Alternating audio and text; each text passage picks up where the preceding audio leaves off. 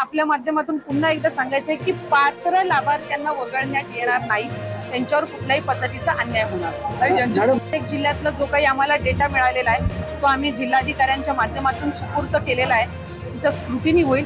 त्याच्यामध्ये सुद्धा काही असे आहेत जे पात्र ठरतील, काही असे आहेत जे प्रथम चौकशीमध्येच अपात्र झालेले असतील। हा त्यांनी एकदम सगळा जो रॉ डेटा आहे तो दिलेला आहे। याला आम्ही बायफर्केट करण्याचा प्रयत्न हा ग्राउंड लेवल पासून करत आहोत।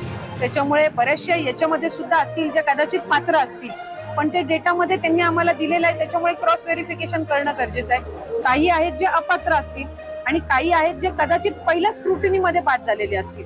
त्यामुळे कॅटेगरी वाईज काही असे असतील की ज्यांचं अकाउंट नसेल त्यावेळेला म्हणून त्यांनी त्यांच्या म्हणजे घरातल्या पुरुषाचं अकाउंट दिलेलं असावं, पण ती लाभार्थी कदाचित पात्र असेल। त्याच्यामुळे अशा पद्धतीच्या ज्या कॅटेगरीज आहे यानुसार स्क्रुटिनी होईल आणि मग त्याच्या बाबतीतला जो योग्य तो निर्णय आहे तो होईल। मला आपल्या माध्यमातून पुन्हा एकदा सांगायचं आहे की पात्र लाभार्थ्यांना वगळण्यात येणार नाही, त्यांच्यावर कुठल्याही पद्धतीचा अन्याय होणार नाही।